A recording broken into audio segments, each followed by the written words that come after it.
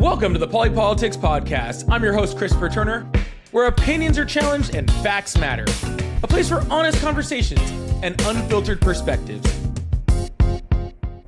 My guest today is Dr. Anita Kellogg. Dr. Kellogg is an assistant professor at the National Defense University, where she teaches strategic competition, industrial mobilization, and national security. She holds a PhD in political science from UCLA and studies how trade, critical minerals, and financial power shape great power competition. She's written for the Washington Post, and she co-hosts the Kellogg's Global Politics Podcast. Dr. Kellogg, welcome to the show. Thanks. It's great to be here. So, again, I have talked to so many people, and we kind of talked about this before the show. I've talked to so many people where we talk about things like the war in Iran, and we generally talk about, kinetic warfare. We talk about bombs on targets. We talk about, the inability of the Navy to hold the Strait of Hormuz, or, how we think that the military is doing, or how the Iranian military is fighting back against a larger power like the United States. But I think a lot of times we don't really talk about the economic side as much as we should. And I think that's like kind of really rearing its head, specifically in this Iran situation, as they're using things like drone warfare to specifically shut down the Strait of Hormuz, to affect the economic welfare of the United States and U.S. citizens, to try to put pressure on that. Tell me a little bit about that. What are you seeing going on here? Yeah, I think it's a problem that we view war only in this sort of kinetic sense. And I actually wrote an article for War on the Rocks very recently talking about how, from military strategy, we have to incorporate economic statecraft. It's not economics is a soft power issue or something separate from kinetics. As we see in the Iran war, yet, as you mentioned, using drones to affect the economics of the globe, essentially, but particularly the United States, to pressure them to end their campaign or pause it, as we did for so long, because of the economic effects that closing the Strait of Hormuz has caused. It is more important than people give it credit for, and kind of interestingly, it shouldn't have been a surprise. Like, Iran has realized for a long time that it's vulnerable to attacks like from the United States. It obviously doesn't have as big of a military as the United States. So it had been planning for some time for economic warfare to balance off its vulnerabilities. And so there were reports to this. It seems like our administration was surprised, but I'm not exactly sure why that would be, but certainly is an important element of the type of war that's going on. It's a great question why anybody was surprised. I believe this has been in, war planning for probably 3 decades. What would happen if we attacked Iran? But yeah, I think that really, normal everyday U.S. citizens are seeing the effects of this economic warfare. With it, gas prices are going up, grocery prices are going up.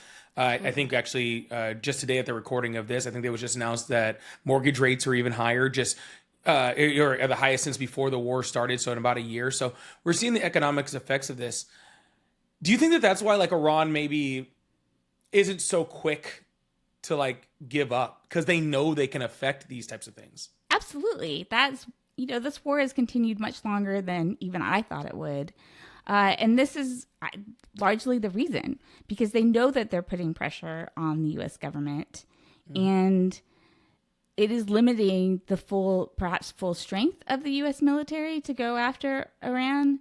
And it's definitely changed things and allowed the regime to survive, which is in itself a kind of win so far for Iran. Well, yeah. Because Iran doesn't think about this in a way of winning and losing military equipment, the way that the people in the United States generally see warfare. The regime is trying to survive, like you said. And I think that a lot of times, especially with the Trump administration and what they're doing right now, and the way that I see them doing negotiations, they're looking at it almost like a real estate deal. As long as there's a financial benefit for both parties, everybody's going to walk away happy. And it kind of loses the ideological component of it, of just survival, right? Because we don't see that as much in the United States. Even though we have had some challenges to certain parts of our democracy, we still live in a democracy where we have elections where people are being replaced and stuff like that. They don't care about that. They don't have that political pressure from their constituents, because they're they're a totalitarian regime, essentially, right? So as long as they can still keep getting money in, I think they're fine. Well, they think they're fine. I don't think they're fine. They think they're fine, I think is a better way to put that. But yeah, so we're seeing this, and like there's been attacks on like I said, natural gas resources. I heard that fertilizer has been like a really big problem. I talked to actually a representative out of South Dakota who's running for a Democratic representative out of South Dakota, who was talking about how she has lots of farmers that can't get fertilizer. They're taking huge hits on crops. How long are these economic effects going to affect us in the United States? I think it will take time, of course, for after the strait reopens, for oil shipment to resume its normal amount and some lasting effects. Qatar having to close its natural gas and maybe oil fields it'll take time to restart. You can't there's not a spigot that you can turn on and off. But prices might go down faster than you think because a lot of it is driven by futures. And if they have more confidence that, the oil shipping is going to be resuming, then I think you'll definitely see a decline in price. So it probably won't take too long to at least see some relief. For other goods like fertilizers you mentioned, again, there is a delay, but I don't know how long of a delay it would be. Probably not too substantial. Well, what do you mean by not too substantial, if you don't mind? Like maybe a year, maybe 6 months? Just to I'd try say to, by 6 months, I would expect things to have gone back pretty much. Well, that's not bad. That's not. I mean, not that that's good. I'm just saying, like, because I've heard some theories saying it's going to take us years to recover from certain things, a decade to recover from certain things. And so it's good for the American economy to know that, like, hey, we're resilient enough to kind of bounce back from a lot of those things. Because I think especially after COVID, a lot of us saw that while our economy was quite resilient, I mean, I think we're still seeing lingering effects economically from what happened on that, right? Right. And I'm not saying there won't be any effects at all because, of course, there could be. But I think there is a desire, of course, for the countries to be selling these things. So there will definitely be delays. You catch up inventory, right? That can't happen all at once. It could even take maybe longer than 6 months. But I think there will be an eagerness and a willingness to try to get back to normal as soon as possible. And I'm assuming in this reopening that it might take a couple months for it to completely regain traffic because they have to demine the area. But I think there's just so much pressure, economic pressure from the entire world that they will make that a priority. And when you say there's so much pressure for the whole world, who's going to make that the priority? Because it doesn't seem like Iran's making it a priority. It doesn't seem like they're right. They're not. In a big rush but at I all. mean, in terms of getting ships through, I think you'll see the U.S. military work very hard on demining as soon as possible. I think there'll be efforts to get insurance to cover these ships again once they know it is fully safe. So, I mean, this depends on a true end to the conflict, not just temporarily reopening the Strait of Hormuz, but a settlement that people will think will last some time. Yeah. And I mean, like I said, we're recording this on July 16th. And as of today, we're on day 5 straight of intensified strikes by the U.S. military in Iran. So I think we're maybe a little further away than we thought we were going to be, after the signing of the MOU. So I maybe a little further than we were then, but hopefully we can get back to something quickly. Now, we talked about the U.S. recovering economically. What do you think it looks like for Iran as far as them recovering economically? Like how is that? Because I mean, they are being put out of a lot right now. Their inability to ship their oil out at the same rate that they were doing before. The blockades of all these things. It's very much hurting Iran too. So how do you think they're going to be affected by this economically, going forward? And how long do you think they'll be affected by this? Well, I think in general, between the sanctions that we previously had on Iran, plus the effects of the war, I think it's going to take at least a decade for them to fully recover. But on the other hand, especially if we come to a settlement where we drop a lot of the sanctions we have on Iran, I think there's a lot of promise for the Iranian economy. So it may take a long time to get back up, but I think it has the potential for being very strong. And the strongest it's been in decades because we've had these sanctions on it so long. I think something we've underestimated is just the resilience because they have been under sanctions. They know what economic hardship is like. Right. And so even though this has added to that, I think they're just so accustomed to having those conditions around them that it's made them extra resilient. Yeah, they're like, this is nothing new, right? Like we're used to either dealing with these type of things or finding ways around them, which we know they've been doing for a long time also. Secret oil shipments and other things like that.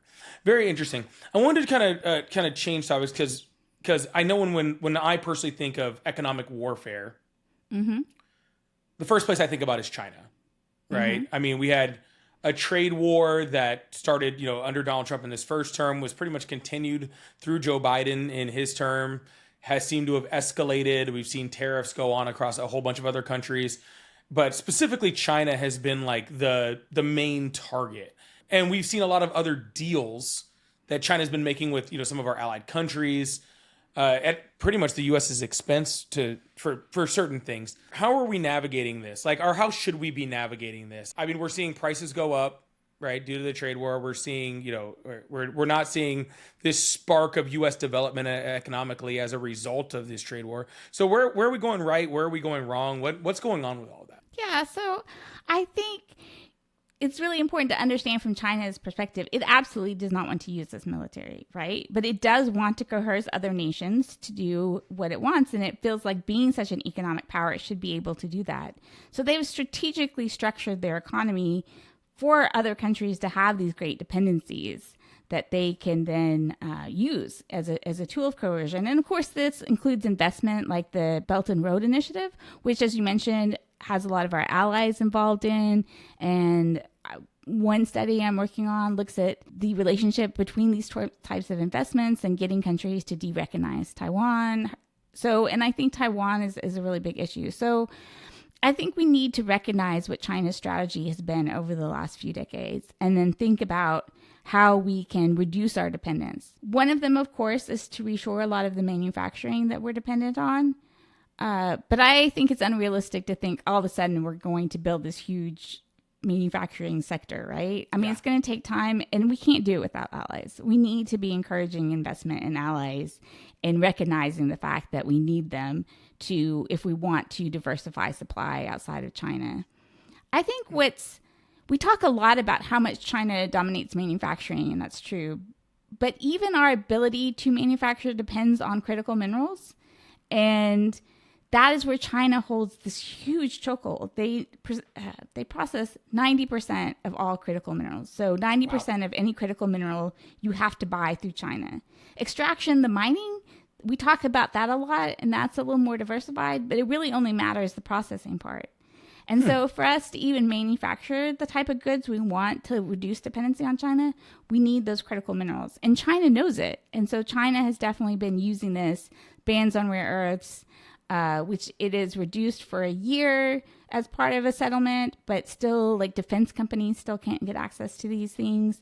And they're just a critical component to our entire economy.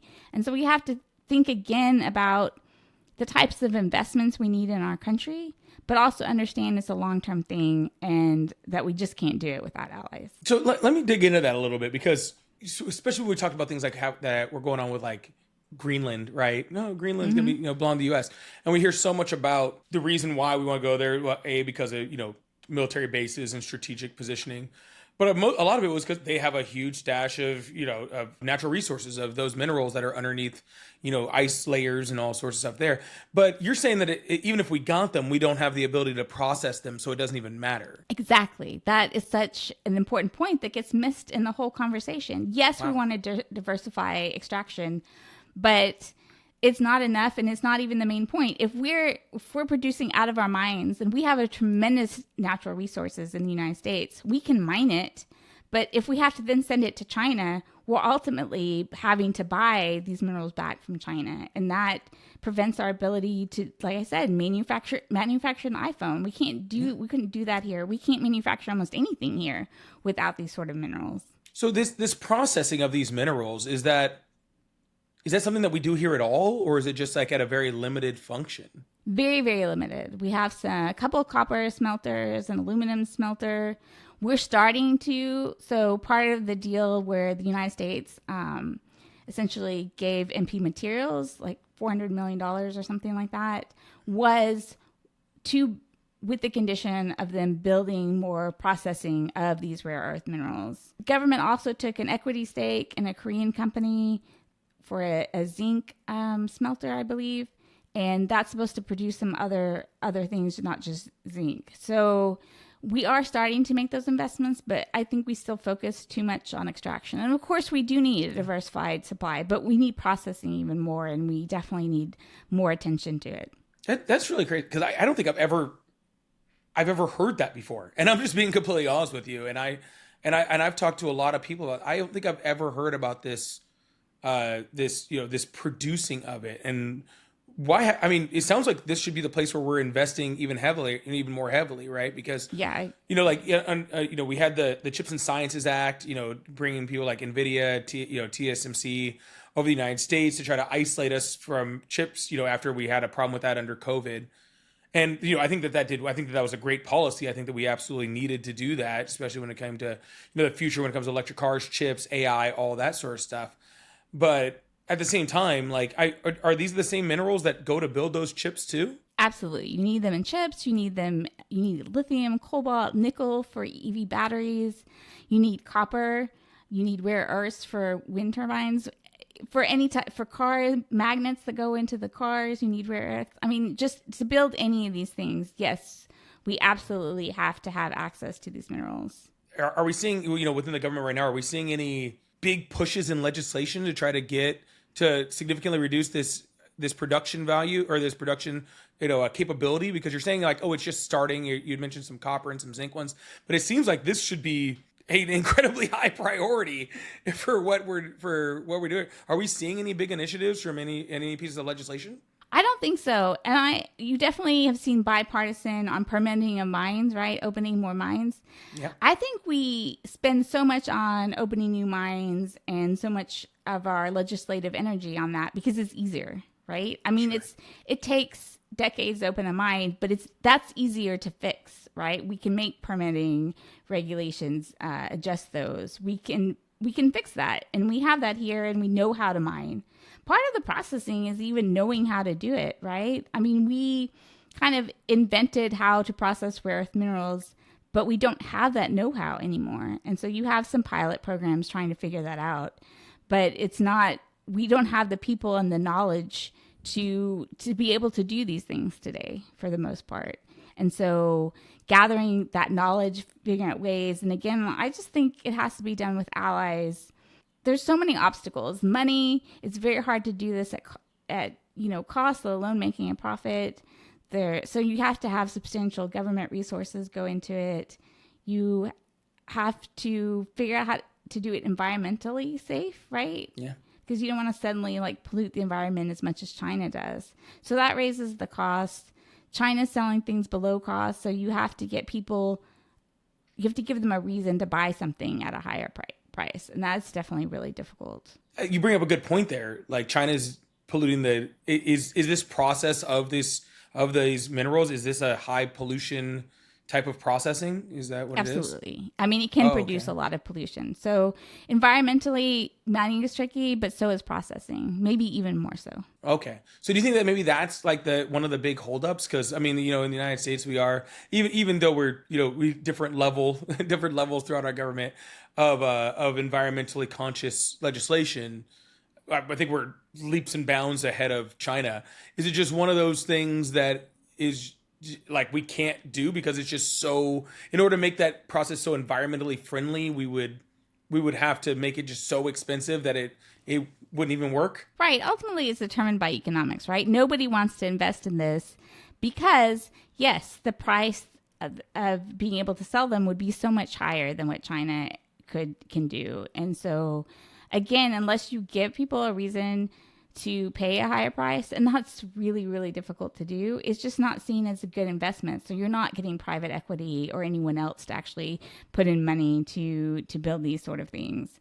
So I think we can solve the environmental problem, but it's the money problem that it ultimately inhibits this development. It almost feels like one of those things, because I 100% agree we should be as environmentally friendly as possible. But we also have to worry about our national defense. We also have to worry about things like that, And so it really has to be a balance here in order to be able to isolate ourselves from being under such strict control of China from China, because I mean, what you're saying to me sounds like China kind of has us by the throat, that they kind of have a little chokehold on us. If they're the only ones that can process these materials at mass, and we need these at mass in order to like you said, do anything from make an iPhone to probably make a missile, then it seems like they kind of have us, and that's without ever firing a shot. Yeah, I mean, I agree with you, and especially from a national security perspective, which is how I study these things. Environmental does seem just like a blockage to that we should. Some people I know think we should just get rid of it completely to build this because it's so critical to our national security. I think we need to be having better conversations, and yes, having legislation to make some exceptions in these cases to maybe the highest environmental standards, but I think what environmentalists really need to understand is that they can't just block these things, that they need to be in conversation with us, because basically putting the pollution somewhere else doesn't mean that when we're building something, that pollution is not happening. So they need to become engaged in the process and understand the realities of it, that instead of trying to block progress, they make things as good as possible, but that you have to relax some of the standards probably for national security reasons. Right, because the pollution is still going to end up in the environment. It's just whether we do it or China does it.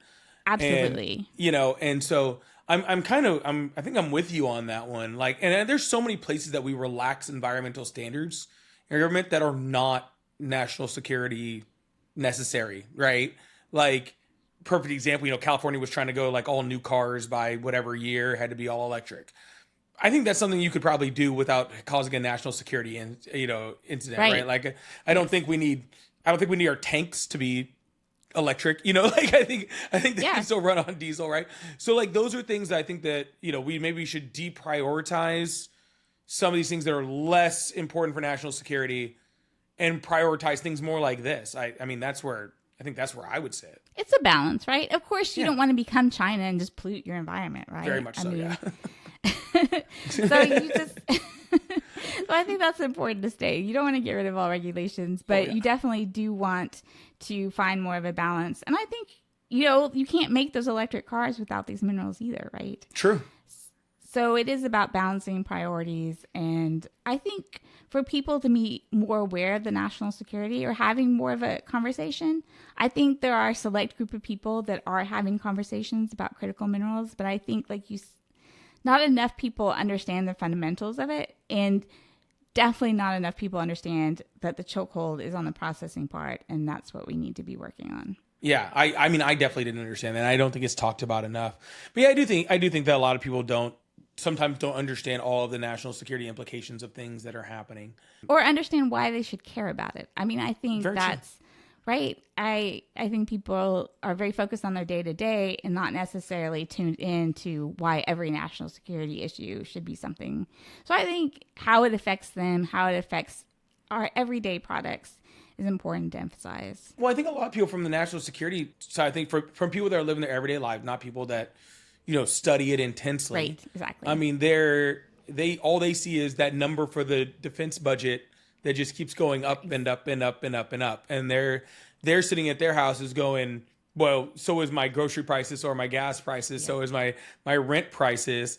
And you want to give, the military an extra $1 trillion or whatever. I believe there was just an NDA that was just shot down just recently, which had covered a whole bunch of stuff in there. But I think a lot of people just use it. Oh, we got to be more environmentally friendly to get these minerals. They're like, I'm trying to figure out how we're eating tonight. I don't try to think about that, but I do think it is important. I think that if we could take complicated subjects like this that have to do with national security and kind of put it in layman's terms and give it out to people, I think if they do understand, they do care about it. Because I think when it's explained like this, it makes a lot of sense to most people that would hear it. I mean, I can't imagine that most people are like, oh no, I want to make sure China has a stranglehold on us on our defense or our weapons or our ability to produce cars or anything like that. And I think most people would probably really care about that. Yeah, I think so too. And I think it's just about having the conversation outside of the Beltway or outside of, some specialists. So yeah, that's why I think it's really important. And yeah, I think you're right that people are aware of the tensions with China and do want a more resilient economy towards China. But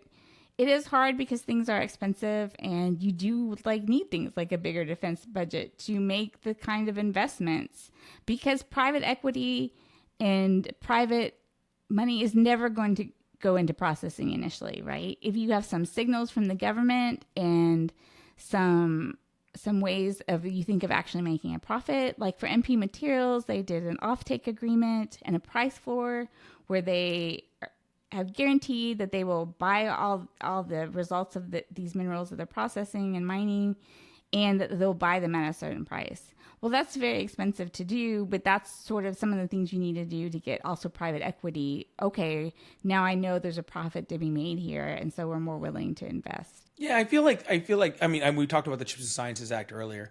I feel like something that could be done similar to that, right? Right. Incentivize, subsidize, Exactly. and get companies willing to do it, and then let the profit come later. And I feel like that is something important that we should do. I mean, it sounds right to me. The workforce aspect of this, we graduate 300 mining engineers, where China graduate per year, where China graduates 10,000 or something like that.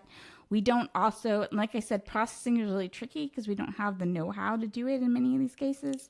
So we need to also be educating a workforce that can provide the know-how to do these things. That's just another element of it. Well, first of all, I didn't know mining engineer was a thing, so thank you for informing me on that. So there's already something that I didn't know. But you actually mentioned this earlier, and thank you for bringing that back up, because I did want to mention it. You said we invented the process and then we don't do it anymore. Is that what you said earlier? Right. So when you stop, we kind of invented the processing for rare earth minerals, and then China bought it out. I think GM was actually the company that had this process. China came and looked at it. They ultimately just bought it.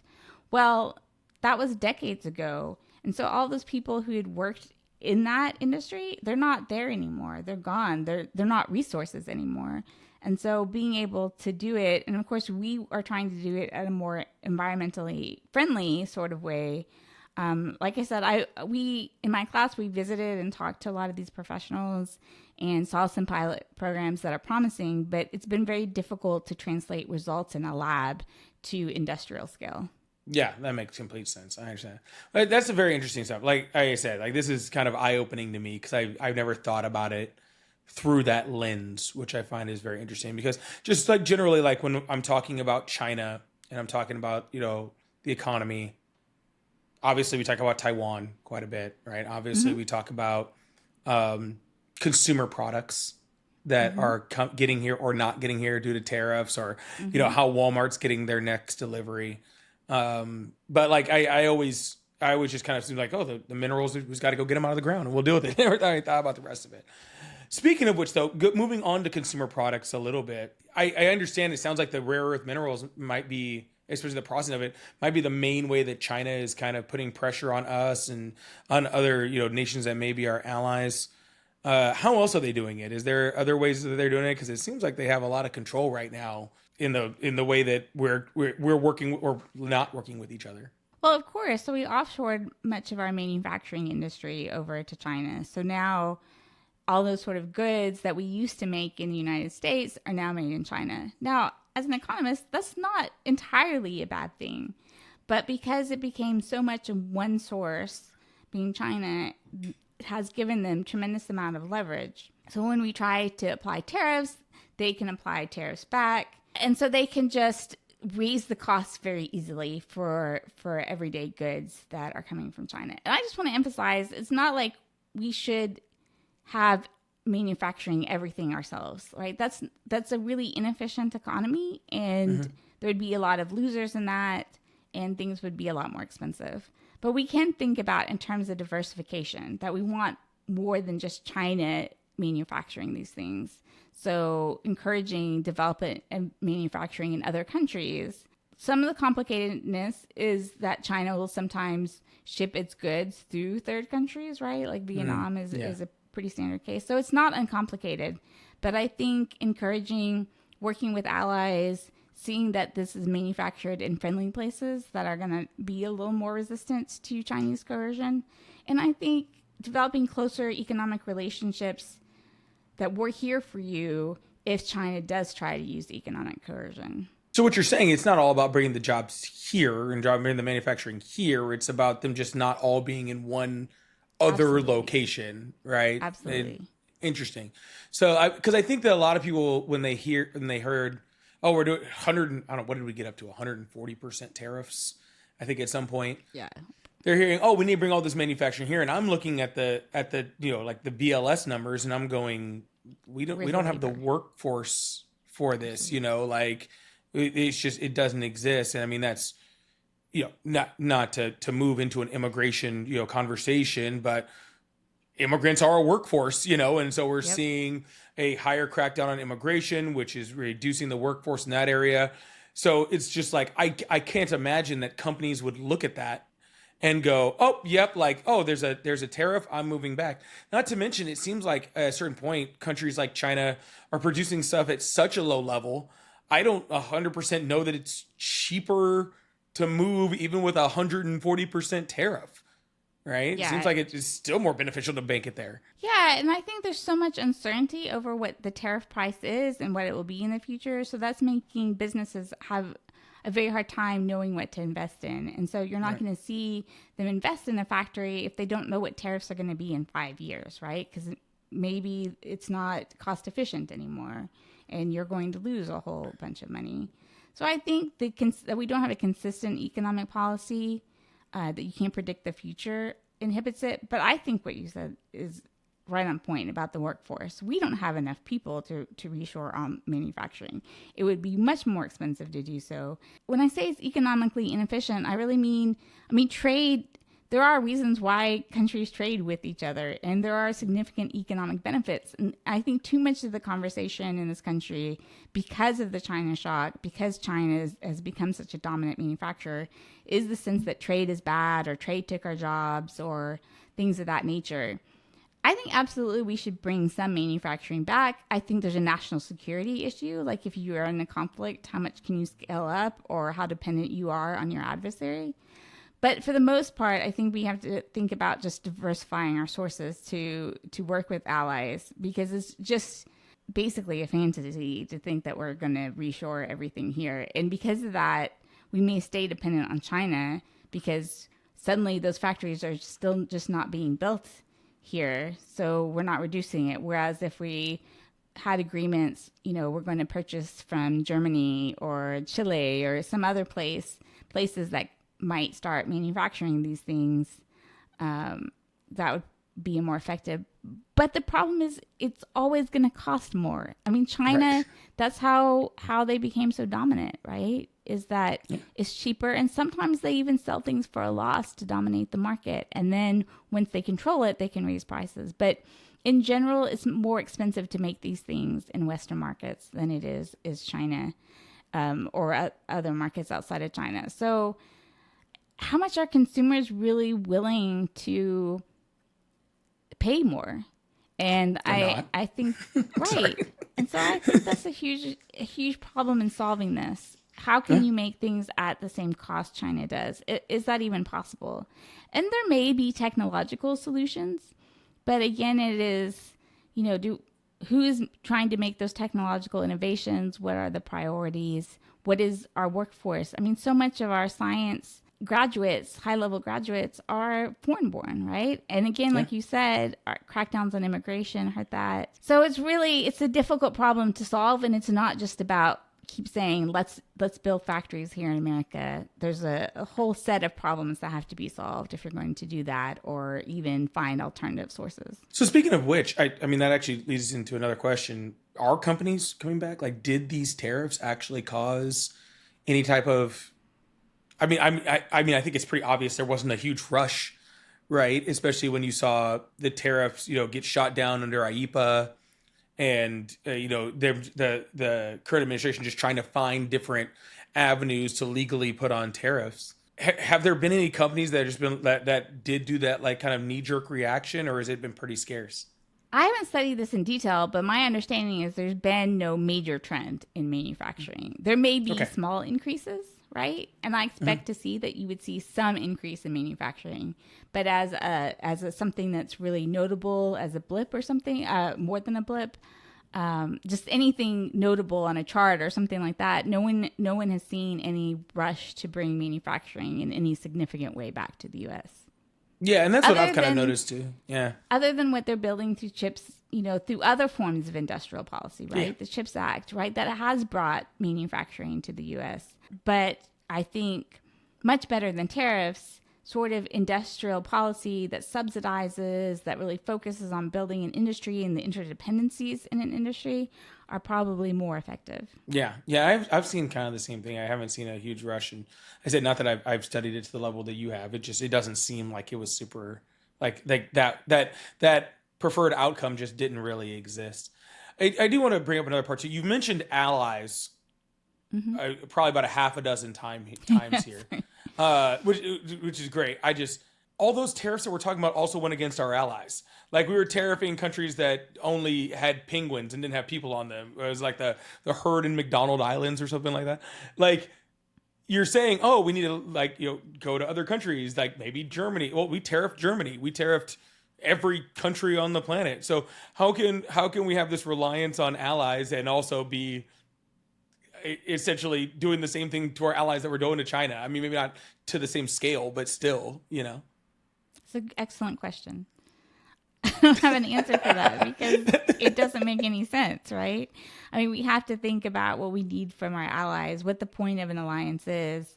And it's not just about, I think, sometimes people think of alliances purely as kinetic warfare, right? You need them, you want them to follow you into war. But alliances are much broader than that, and economic alliances are particularly important. And so, yes, before we start tariffing, or we need to understand what it makes sense to build. Obviously, if we need a more diversified supply, and we're tariffing the countries that could provide that supply, then we're just adding cost to the consumer and making it harder to reduce our dependencies on China. Yeah, because then it makes the only option is stuff that's domestically manufactured, and Right. like we just talked about, we just don't have the ability. And even if we did have the ability, the amount of time that it would take to actually get here, right? Even if we had Absolutely. the workforce necessary right now, I mean, we're talking years before these factories are stood up, before they're retooled into whatever we need. So there just makes no short term answer, because I've always asked that question. So say we massively tariff China. If I was a business owner in China that was selling, I would just move my factory to Laos or That happens. Cambodia or Absolutely something, happens. and just escape the tariffs that way, but still keep the exact same low labor costs, have a larger workforce, less environmental regulation, and so I still don't think it brings manufacturing back to the United States. So I guess my next question is, what does? So that goes back into sort of what I said. I think other forms of industrial policy are much more effective than tariffs if we're focused on bringing back jobs, bringing back manufacturing to the United States. So I think that is making, it's either way is expensive, but like tariffs seem sometimes appealing to the government because the government's not paying for tariffs, right? It is the consumer who has to pay for the tariffs, right? So you pass the cost on there.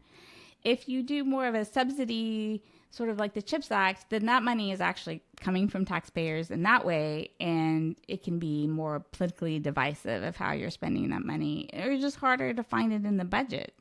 But I think that is way more effective in building. I mean, we can choose the quality of the things that we're building.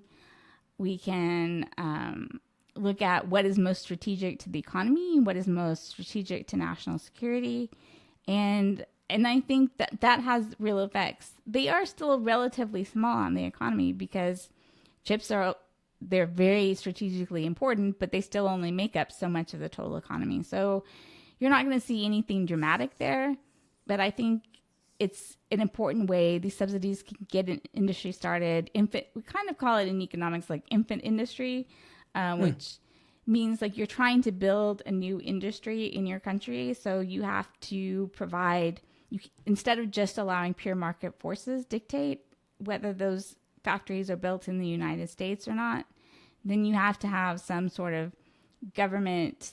Sometimes it's protection in terms of export controls or tariffs, but more importantly, you need subsidies, and just initial. The idea is you just have it initially, and then you take your hands off the steering wheel and be like, now it's pure market forces and private. But just to stand up an industry, I think that requires government involvement. Very interesting. Very interesting. Yeah. All right. So one more question. And since we're talking about economic warfare, I think I'd be remiss not to mention Russia and Ukraine and the situation that is somehow still going on there. I think to most people's surprise that this war is still going on, right? I think it's very obvious that one of the main reasons that Russia wants to take Ukraine is for their natural resources, because they are a very heavy natural resource rich country. I think that the ability to have warm water ports, I think that's very important. But that's affected the United States too. Like that's affected our economy. I know specifically, like, in 2022, like specifically with oil prices and the shutdown of that. How is this continuing war still affect the United States? We hear a lot about China. We're hearing obviously a lot about a lot about Iran, since we're currently in it. Is that war still affecting us, like to any type of material level? I think like when you talk about trade, why sanctions are difficult to work, because you have a whole global economy, and so you have the initial shock of not being able to get fertilizer. Was, I know, one thing that we were having trouble getting out because we depended on Russia and the Ukraine for that. So you have the initial shock, but then usually that just means another country can start providing those things. Although, like you said, I mean, that may have been some of what we were getting through the Strait of Hormuz that we're now. So right. Trade eventually balances around the globe. So I think we're not seeing the direct effects. I mean, we were energy isolated for the most part, right? So you did see the spike in oil and gas prices right after the war, but because we produce so much energy ourselves, was able to increase our production to get enough oil on the global market in general, along with the Middle East increasing their productions, that the acute effects of the war have been pretty much mitigated. That isn't to say that there aren't any effects at all, but I think anything dramatic that you saw after the war initially started has been sort of corrected through normal market forces in the global economy. You've really opened my eyes to like so many things in this. I feel so incredibly educated, and I'm sure all the PolyPolitics fans out there do also. So I really appreciate you. Do you have anything that you'd like to pitch? You have your podcast. Why don't you tell us a little bit about that, or anything else you'd like to mention or bring up?